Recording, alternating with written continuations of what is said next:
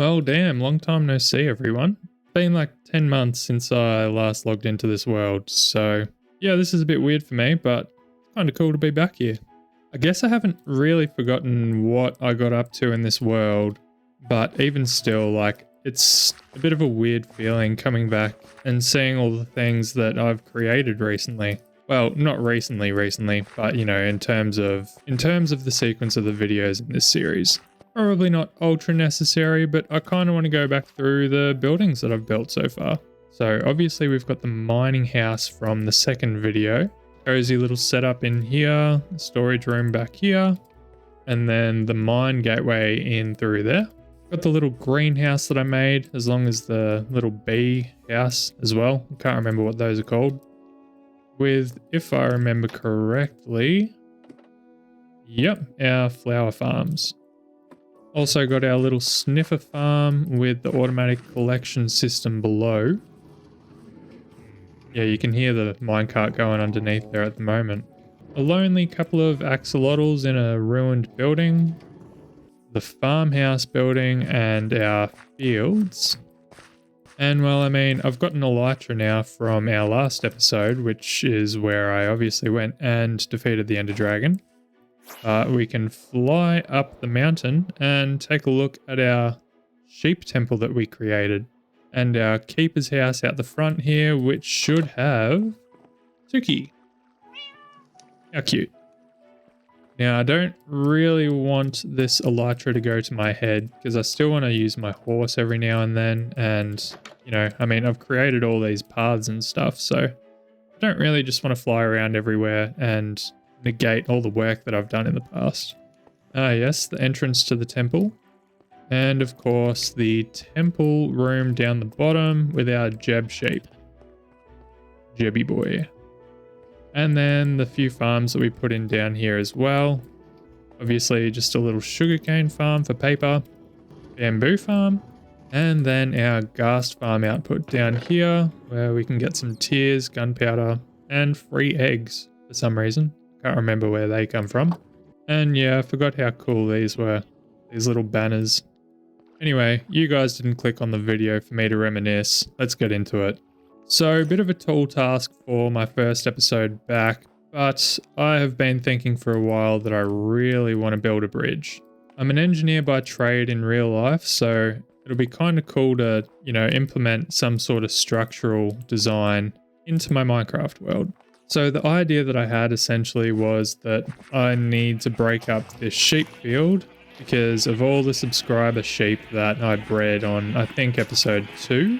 It can get a little bit laggy around here. So what I want to do is expand across to the other side of this river, essentially, with a bridge somewhere either diagonally or maybe straight across from over here. Okay, I forgot how annoying it is spamming beds. I don't like to get this part on video, but you know, first episode back, so still getting used to how things worked back in the day. Alright, well, long intro aside, make sure to leave a W in the comments to let me know that you're happy that newblinky is back, and drop a like because it helps me out heaps. Well, of course, first things first, I'm going to need to gather a bunch of materials. Believe it or not, I want to use tuff in this build because I have actually not built with the new tuff bricks at all yet. And yeah, that's not really going to do us. Alright, well, heading down into the mines, we're already going to get into our first material gathering montage.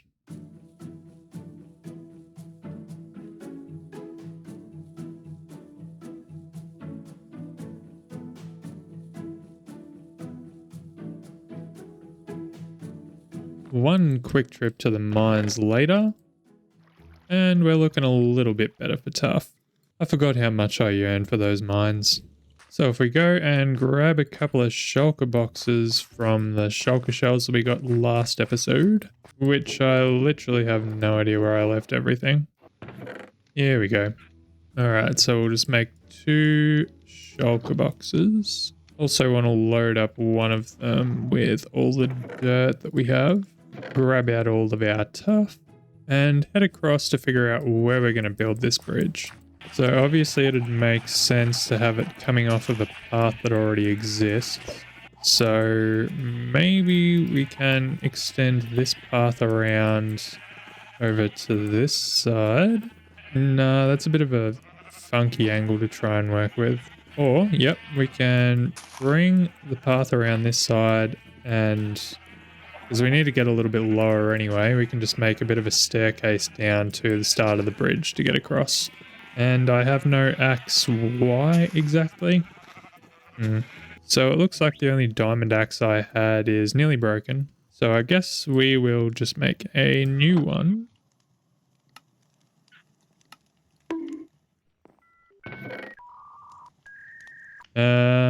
That is not an axe. That's a pickaxe. Well, take two. Axe. Yep, cool. That was a bit embarrassing. Anyway, I literally just went and made an axe so I could take down a few trees. Like, probably wasn't really worth it. So we can sort of just carve out where this path is going to go around to and then sort of head down. And try and smooth out the terrain a bit to one side, but probably need to put in a retaining wall on the other side for things to make sense.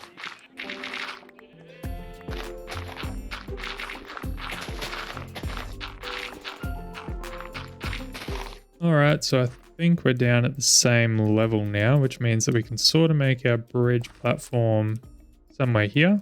Maybe a few steps up in this direction to get onto the actual bridge, and then it can just head straight across. And this is what I brought all the dirt for, because now we can kind of plan out how this bridge is actually going to work. So I want it to be decently wide, because the idea is that the farm is sort of between up there and down in this area. So 5 blocks wide is probably fine. So the platform will end about here, and then we can have a 3 wide platform type thing heading over in that direction, which we need to shave this off just a touch. But yeah, we may as well get in the skeleton, I suppose, to get an idea of how this might look. And so I started playing around with some abutments on each end and trying to figure out a bit of an arching shape to go in the middle. Obviously doing this in survival means that things take a little bit longer, but it's also just a bit more fun to enjoy the creative experience this way. Obviously a lot of you probably watch Hermitcraft, and I would say the way that Mumbo Jumbo has been playing this season is kind of an inspiration as to why I wanted to try and do a build this way. In my Skyblock world, I have used Lightmatica in the past, but my intention with this survival world was to try and avoid using Lightmatica entirely. Because yeah, it sort of just makes things more fun, trying to be creative as you go. And then after flying back and forth heaps of times to this tree here, we now have a decent shape that I'm pretty happy with. We should be able to flatten the curve a little bit with stair and slabs when we get to that. But yeah, from here I can pretty much say that we can just start replacing this with normal tough blocks, try and build up the shape a bit more, and then we'll come back and figure out if we like how it looks. So we'll start by building up the columns or abutments, because I feel like having something a bit more bloody solid in to start with is going to help us look at it from different angles and figure out how it looks overall. And now that we're all the way up the top, we may as well replace these decks with tuff as well. And with at least one side of the deck done, I'll probably just fill in this side as well to see how the curve looks with the deck from over there, all in tuff.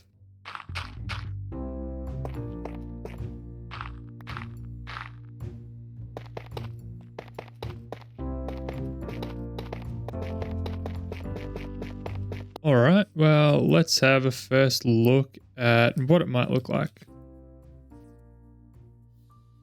I don't know if that's foreshadowing this rain. Alright, well, I can already see it looks like I've made my block length slightly uneven. I've missed a block there. Otherwise, I think it's a good shape. It probably just needs a bit more texturing because it looks really flat at the moment with just normal tough blocks.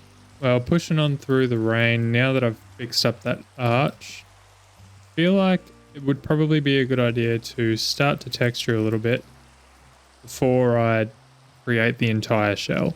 So what I'm thinking is darker blocks down the bottom, probably deep slate, and then we can try and grade into our tough bricks and other tough variants. And then obviously the top will be entirely tough, maybe with a few trim blocks. So anyway, I went and got some cobbled deep slate and then started replacing the tough in the rain, because not even bad weather can stop a good structural engineer from doing his work. Now you could almost argue that the way that I'm building this is extremely inefficient, which yeah it is, but I mean it's pretty satisfying and it's cool that I've found something that I think works. Obviously we'll have to detail it a little bit, but I mean there's nothing wrong with this at all. I am starting to think that reusing polished stuff up along the top of the deck would probably be a good idea, because this brick repeating texture might get a bit boring from the top, but from the side it looks pretty nice. So I guess that's the next thing I need to do. Tear down the entire deck and fill it back in with polished tuff.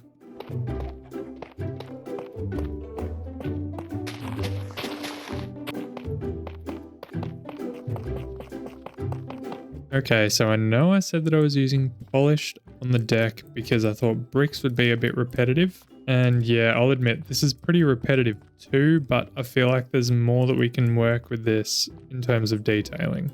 Mostly just because the texture is so flat that any sort of details that you put in will stand out a lot more. And so now, with a little bit of movie magic, we have the face of the bridge covered in bricks. Although, unfortunately, in finishing that, we now only have like less than 2 stacks of tuff left. And well, we've got a fair bit of building left to do. So back over to the mines we go. And so while one new Blinky is off gathering tuff, allow me to introduce you to the new field that's being planted in this episode. And just like this new field, you should become a new subscriber to the channel. Subscribing and leaving a like lets YouTube know that you enjoyed the video and helps me by telling YouTube to show the video to more people like you. So hit the subscribe button and help me out on the road to 10k subs by the end of this year. And we are back with a stone cutter and a bunch of tuff, which should hopefully be enough to get this build almost completed. Honestly, I got in such a groove, like I was just decorating and ideas kept popping into my head, and so just had to get it down pretty much, and well, I'm pretty happy with the outcome, I must say. Well, I'm going to consider this bridge done, and all of this so we can put some sheep on this side of the river. But I might leave that as a project for another day and finish up this path and retaining wall to get back to the house. So I went and got some coarse dirt to fill out the path and made sure to put in slabs to make it a bit more easily traversable. And then I also cut back the high portions of soil so that we could put in a retaining wall out of deep slate. And so now we have a path connecting all the way through to our house, and a highly suspect retaining wall with a staircase down to the bridge. And then I also hooked the path around to the main section of the pathway, which also trails up to the mine area. I'd say I'm pretty happy with what got done in this episode. And in saying that, I will see you all in the next one.